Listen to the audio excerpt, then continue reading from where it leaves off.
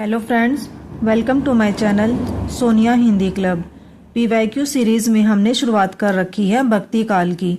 इससे पिछली वीडियो में हमने भक्ति काल से संबंधित 375 पीवाईक्यू कर लिए थे। इस वीडियो में हम उससे आगे करेंगे।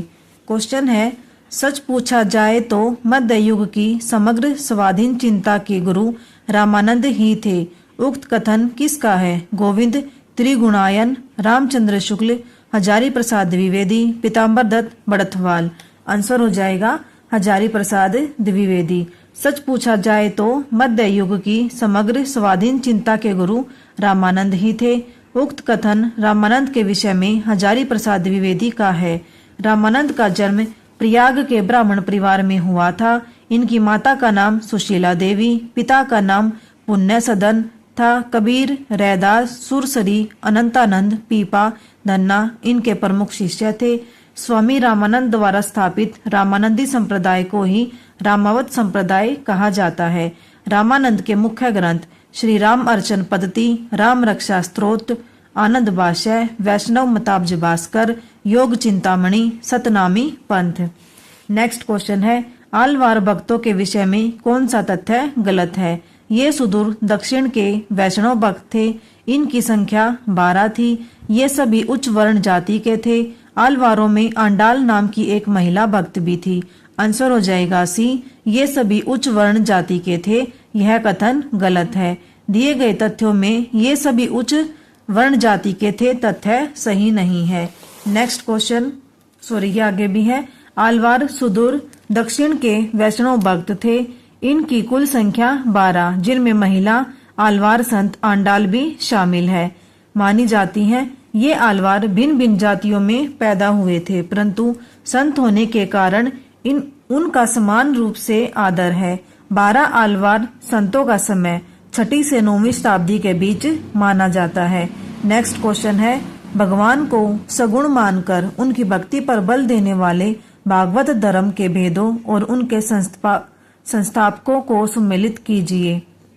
श्री संप्रदाय, ब्रह्मा संप्रदाय, रुद्र संप्रदाय, सनकादिक संप्रदाय। यहाँ पर मध्वाचार्य, निम्बार्काचार्य, रामानुजाचार्य, विष्णु स्वामी। विकल्प में कोड दे रखे हैं। आंसर हो जाएगा इसका बी। जो श्री संप्रदाय है उसके प्रवर्तक रामानुजाचार्य। दार्शनिक मत है इनका विशिष्टा द्वैतवाद। ब्रह्म संप्रदाय के प्रवर्तक मध्वाचार्य। दर्शन क्या है? द्वैतवाद। रुद्र संप्रदाय के प्रवर्तक विष्णु स्वामी। दर्शन शुद्धाद्वैतवाद। सनकादि संप्रदाय के प्रवर्तक निम्बार्काचार्य। दर्शन द्वैताद्वैत या भेदा भेदवाद। गौड़िया संप्रदाय के प्रवर्तक चैतन्य महाप्रभु।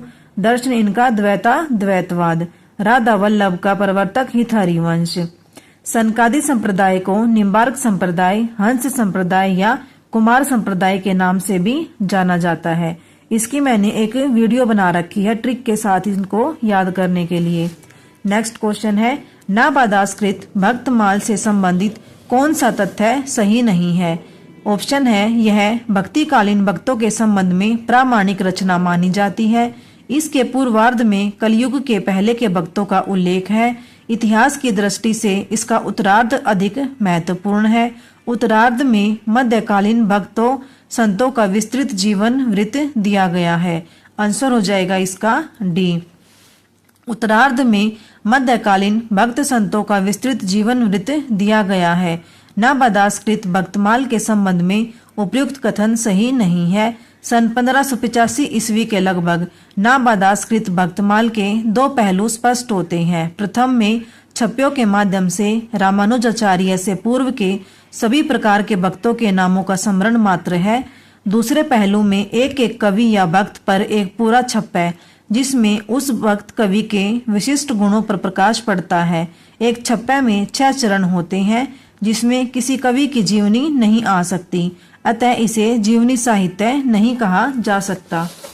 नेक्स्ट क्वेश्चन है, भक्तिकालीन राम काव्य धारा के विषय में असंगत कथन है। ऑप्शन है, इस साहित्य में तुलसीदास का प्रमुख स्थान है। इसमें लोक संग्रह की भावना है। यह काव्य अवधि और ब्रज दोनों में रचित है। यह कृष्ण काव्य के प्रभाव से पूर्णतः मुक्त है। आंसर हो जाएगा, यह कृष्ण काव्य के प्रभाव से पूर्णतः मुक्त है। यह विषय असंगत है। यह कृष्ण काव्य के प्रभाव से पूर्णतः मुक्त है। यह कथन भक्तिकालीन राम काव्य धारा के विषय में असंगत है। राम काव्य कृष्ण काव्य के प्रभाव से पूर्णतः मुक्त नहीं है।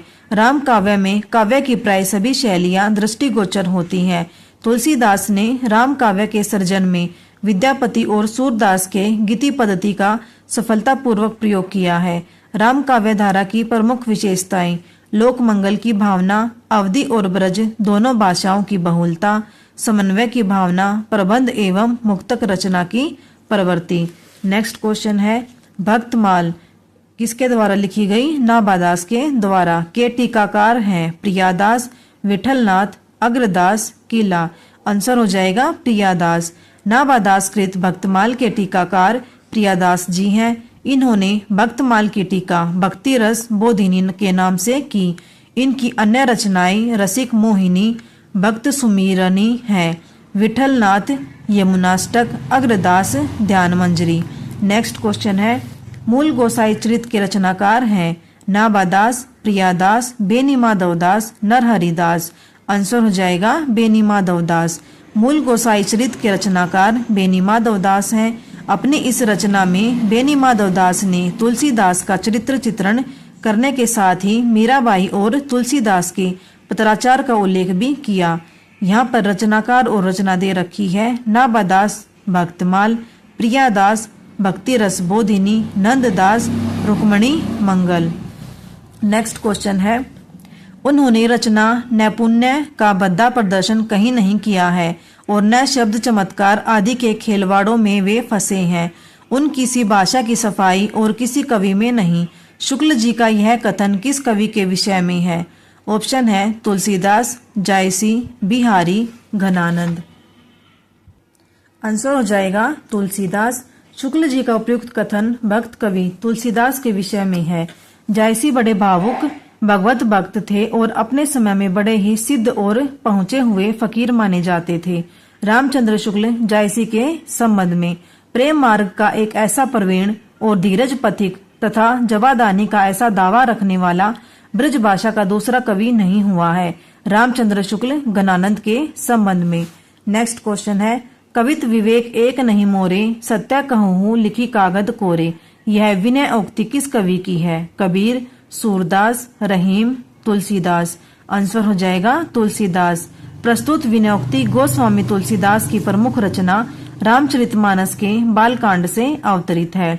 यहाँ पर कवि, रचना और जन्म मृत्यु दे रखे हैं। कबीरदास की रचना बीजक, इनका जन्म 1398, मृत्यु 1518 ईस्वी। सूरदास की रचना सूरसागर, सूरदास जी का जन्म 1478 ईस्वी, मृत्यु 1583 ईस्वी। रहीम की रचना है मदनाष्टक, इनका जन्म 1553 ईस्वी, मृत्यु 1626 ईस्वी। नेक्स्ट क्वेश्चन है, विज्ञान गीता किसके द्वारा लिखी गई है? नाभादास, तुलसीदास, केशवदास, मल्लुकदास। आंसर हो जाएगा केशवदास। विज्ञान गीता केशवदास द्वारा लिखी गई है। विज्ञान गीता में आध्यात्मिक विषय को प्रस्तुत किया गया है तथा नखशिख में परंपरागत उपमानों की सहायता से राधा के विभिन्न अंगों का वर्णन हुआ है। केशवदास की कवि प्रिया, रसिक प्रिया और छंदमाल रीति ग्रंथ है, जिनमें क्रमशः रस, अलंकार और छंदों का निरूपण किया गया है। मल्लुकदास की रचनाएं रतन खान, ज्ञान बोध, ज्ञान प्रोच, ध्रुव चरित आदि हैं। नाभादास की रचनाएं भक्तमाल, अष्टयाम, राम भक्ति संबंधी सफूट पद। तुलसीदास की रचनाएं रामचरितमानस, पार्वती मंगल, विनय पत्रिका, रामलला नहचू, हनुमान बाहुक है। यहाँ पर हमारे भक्ति काल से संबंधित 385 क्वेश्चन हो जाते हैं। इससे आगे हम नेक्स्ट वीडियो में करेंगे। Thank you.